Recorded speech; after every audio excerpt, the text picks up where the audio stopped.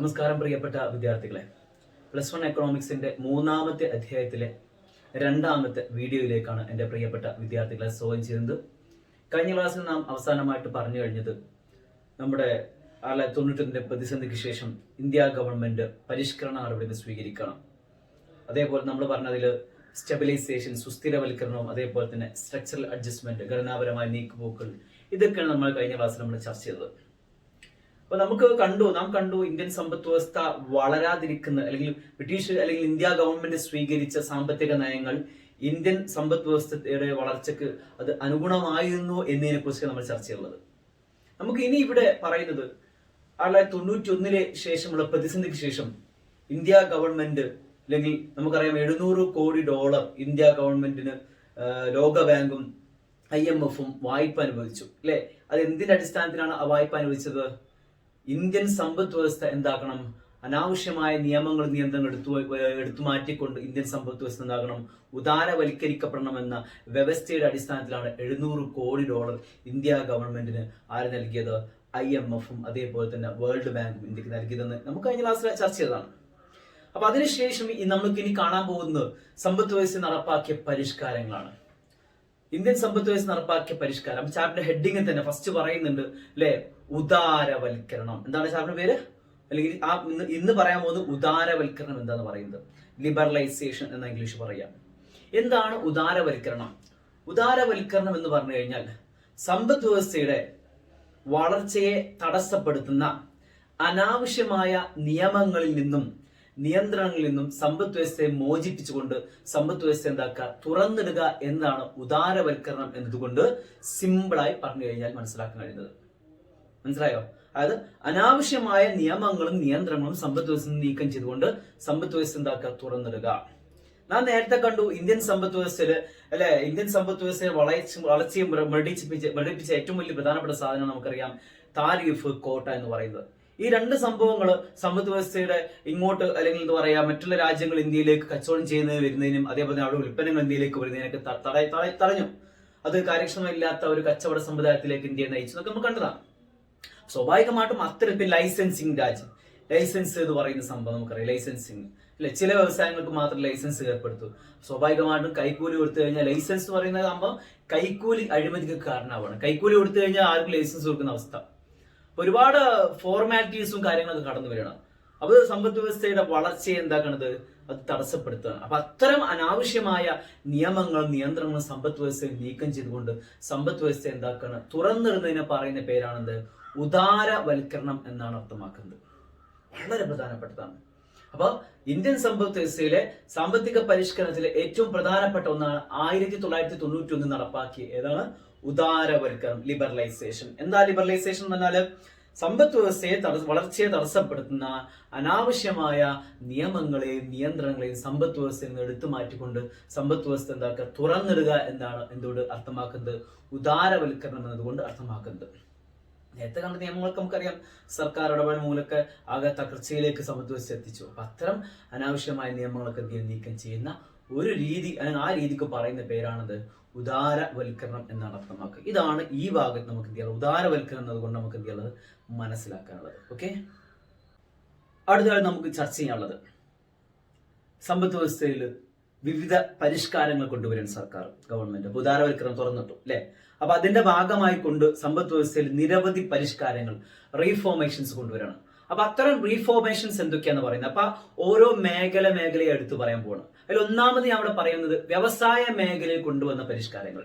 വ്യവസായ മേഖല പരിഷ്കാരങ്ങൾ അല്ലെ, അതായത് റീഫോർമേഷൻ ഓഫ് ഇൻഡസ്ട്രിയൽ സെക്ടർ എന്ന് പറയും. വ്യവസായ മേഖലയിൽ നടപ്പാക്കിയ പരിഷ്കാരങ്ങൾ. ഒന്നാമതായിട്ട് പറയുന്നത് ഇവിടെ ലൈസൻസിങ് സമ്പ്രദായം നിർത്തലാക്കണം. നേരത്തെ നമ്മൾ പറഞ്ഞു ലൈസൻസ് അല്ലെ. അപ്പോ ഇവിടെ വ്യവസായം തുടങ്ങുന്ന ലൈസൻസുമായിരുന്നു. പക്ഷേ ആ ലൈസൻസ് എന്ന് പറയുന്ന സമ്പ്രദായം എന്ത് ചെയ്യണം? ഈ 1991 പരിഷ്കാരം അനുസരിച്ചുകൊണ്ട് നിർത്തലാക്കണം. അത് ചുരുക്കം ചില വ്യവസായങ്ങൾക്ക് മാത്രം എന്ത് ചെയ്യണം? ലൈസൻസ് നടപ്പാക്കണം.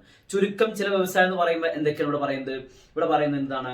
നമ്മുടെ മദ്യം നിർമ്മിക്കുന്നതിന് ലൈസൻസ് വേണം. അതേപോലെ തന്നെ ഈ സിഗരറ്റ് നിർമ്മിക്കാൻ ലൈസൻസ് വേണം. അതേപോലെ തന്നെ രാസവസ്തുക്കൾ നിർമ്മാണം അല്ലെ, സ്ഫോടനാത്മകമായ രാസവസ്തുക്കൾ നിർമ്മാണത്തിന് ലൈസൻസ് വേണം. അതേപോലെ തന്നെ എന്ന് പറയാം നമ്മുടെ മരുന്ന് അല്ലെ, ഔഷധ നിർമ്മാണം, ഇതിനൊക്കെ ഈ ചുരുക്കം ചില വ്യവസായങ്ങൾക്ക് മാത്രം ലൈസൻസ് ഏർപ്പെടുത്തി.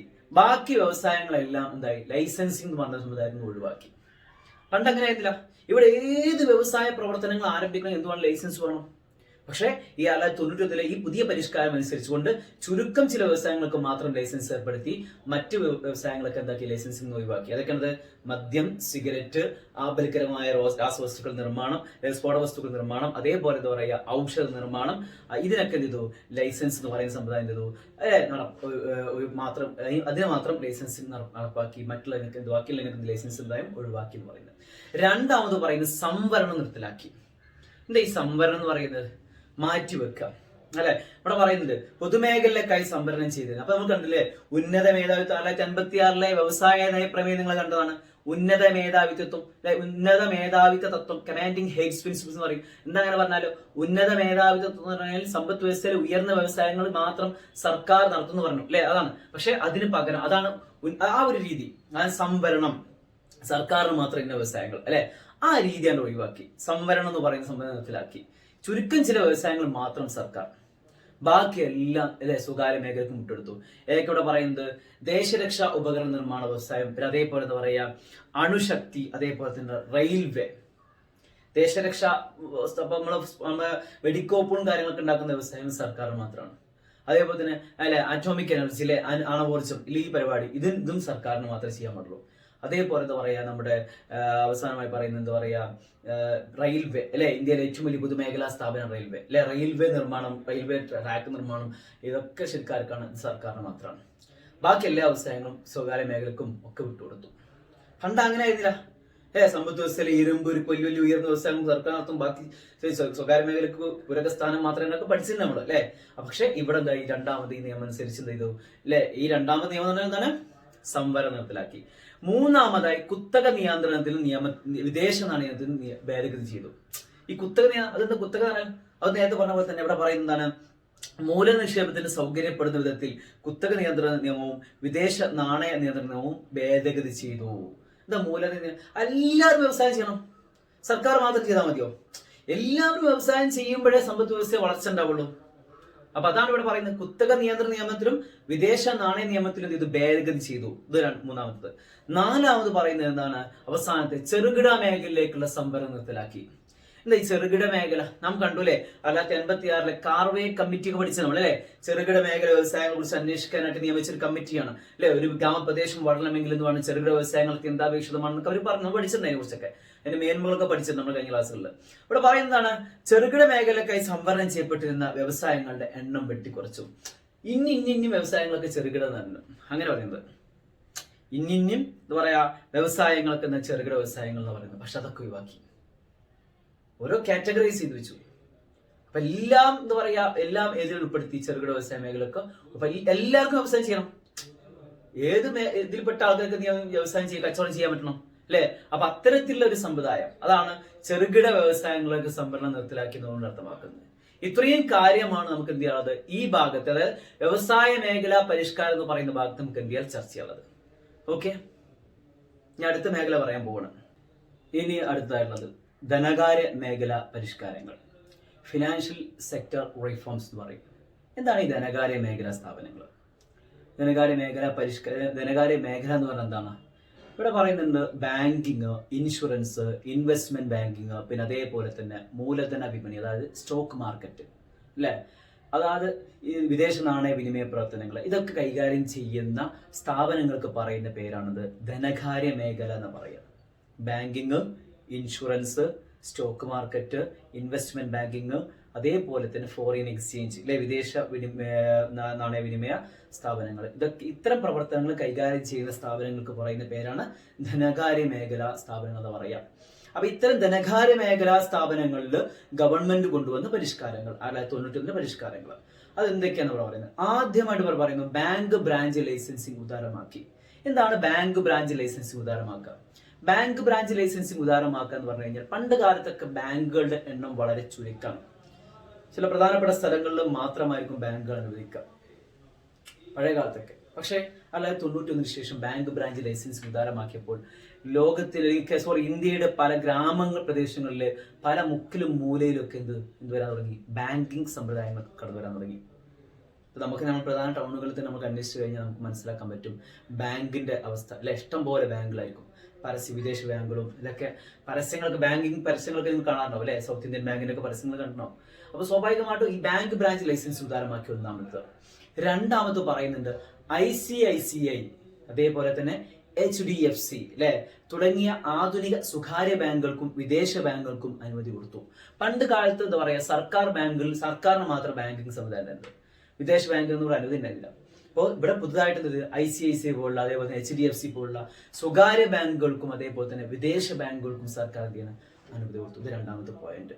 മൂന്നാമത്തെ പോയിന്റ് എന്താണ്, നിക്ഷേപ നിരക്കിന്റെയും വായ്പാ നിരക്കിന്റെയും എന്താ പറയാ നിയന്ത്രണം നീക്കി റിസർവ് ബാങ്കാണ് നിശ്ചയിക്കുന്നത്. പണ്ട് കാലത്ത് ഒരു ബാങ്കിൽ ഇത്ര നിക്ഷേപിക്കാൻ പാടുള്ളൂ, ഇത്ര വായ്പ ലോൺ കൊടുക്കാൻ പാടുള്ളൂ എന്നൊക്കെ നിയമം ഉണ്ടായിരുന്നു. പക്ഷേ അത് 1991 പരിഷ്കാര ശേഷം അത് ഒഴിവാക്കണം അല്ലെ.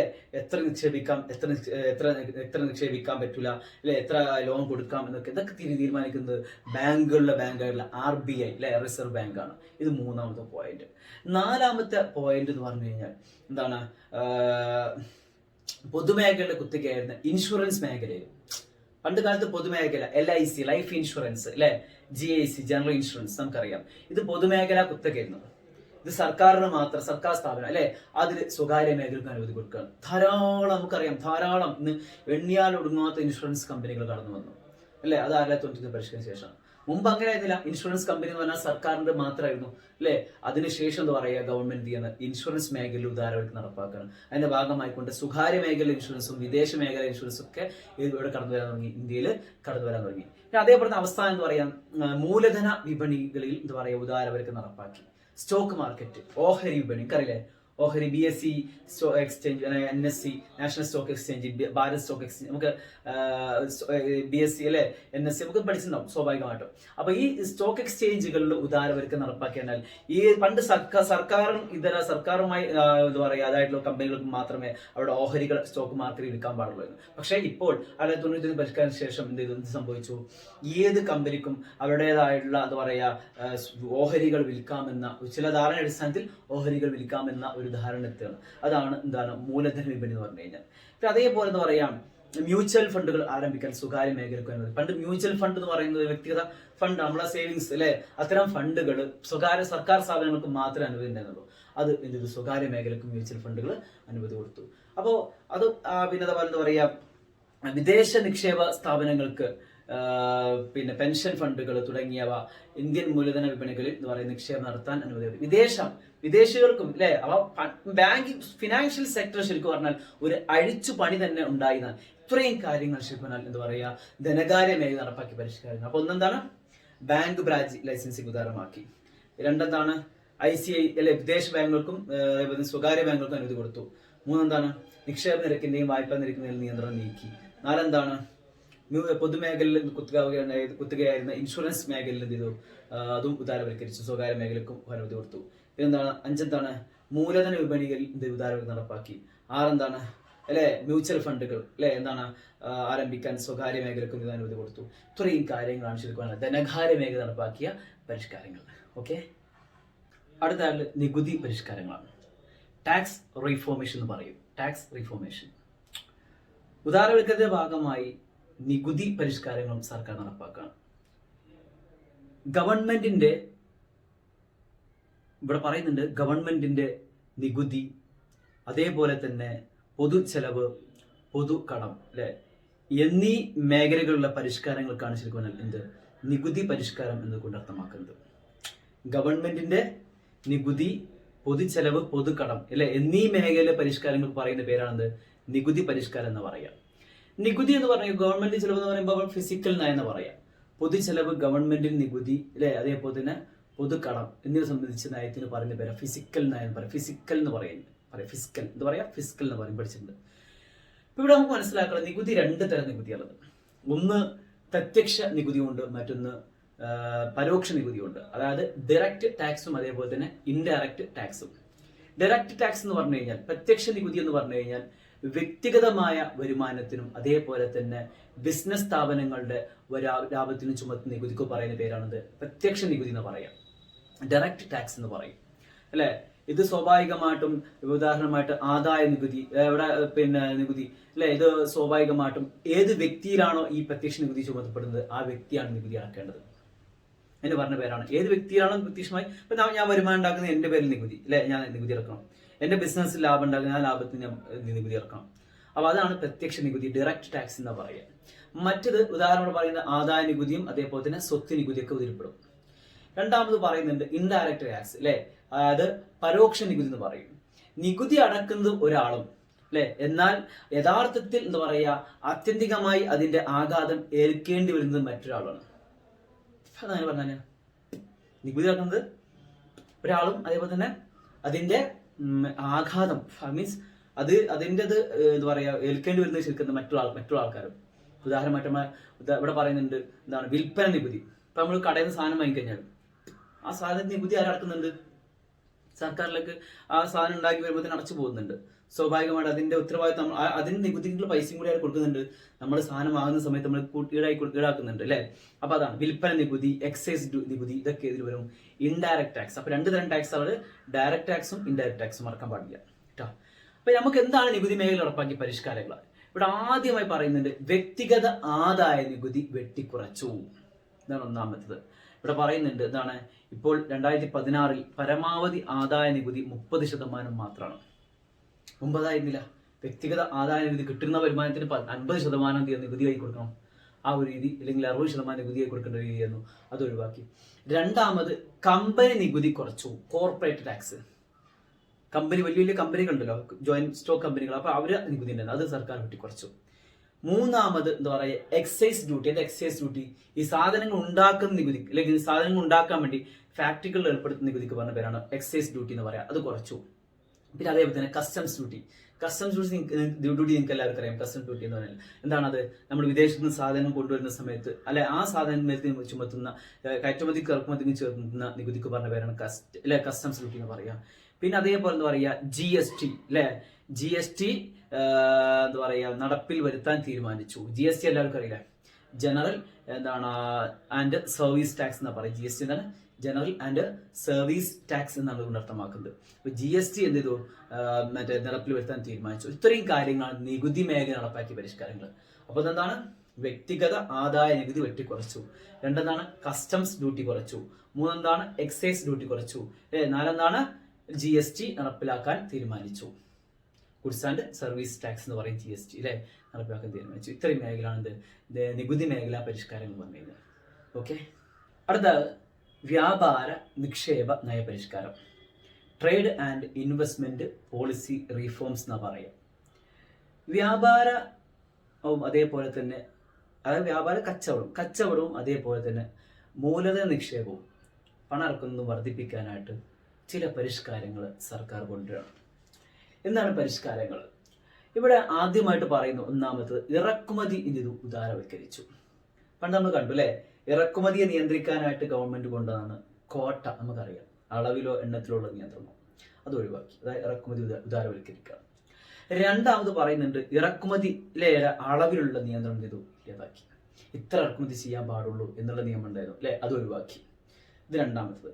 മൂന്നാമത്തോ ഇറക്കുമതി ചുങ്കം, ടാക്സ്, താരീഫ് അല്ലെ, ഇതെന്ത് ചെയ്തു, ഇറക്കുമതി കയറ്റുമതി ഏർപ്പെടുന്ന ചുങ്കം അല്ലെ, ടാക്സ്, ഇത് വെട്ടിക്കുറച്ചു. നാലാമത്തതോ ഇറക്കുമതി ലൈസൻസിങ് നിർത്തലാക്കി. പണ്ട് കാലത്ത് വിദേശ സാധനങ്ങൾക്ക് ഇറക്കുമതി ചെയ്യുന്ന സമയത്ത് അതിന് ലൈസൻസ് സമ്പ്രദായം ഉണ്ടായിരുന്നു അല്ലെ, ആ ലൈസൻസ് എന്ന് പറയുന്ന സമ്പ്രദായം നിർത്തലാക്കി. അതേപോലെ എന്താ പറയുക, കയറ്റുമതി പ്രോത്സാഹിപ്പിക്കാനായി കയറ്റുമതി ചുങ്കവും നിർത്തലാക്കി. കയറ്റുമതി പ്രോത്സാഹിപ്പിക്കാനായിട്ട് കയറ്റുമതി ചുങ്കവും നിർത്തലാക്കി. അപ്പൊ ഇത്രയും കാര്യങ്ങളാണ് ശരിക്കും പറഞ്ഞാൽ എന്താ പറയുക, ഈ വ്യാപാര നിക്ഷേപ നയ പരിഷ്കാരത്തിൽ പറയുന്നത്. മറക്കരുത്, കച്ചവടവും അതേപോലെ നിക്ഷേപവും വർദ്ധിപ്പിക്കാനായിട്ട് ചില പരിഷ്കാരങ്ങൾ എന്ത് ചെയ്യുന്ന സർക്കാർ കൊണ്ടുവരണം. എന്തൊക്കെ പരിഷ്കാരങ്ങൾ? ആദ്യം എന്ത് ചെയ്തത്, ഇറക്കുമതി ഉദാരവൽക്കരിക്കണം. ഇറക്കുമതി ഉദാരവൽക്കരിക്കാൻ ഇറക്കുമതി എത്രയും എന്തും ഏതും എവിടെ എന്ത് ചെയ്യാം, ഇന്ത്യയിലേക്ക് ഇറക്കുമതി ചെയ്യാം എന്ന നിയമം കൊണ്ടുവരണം.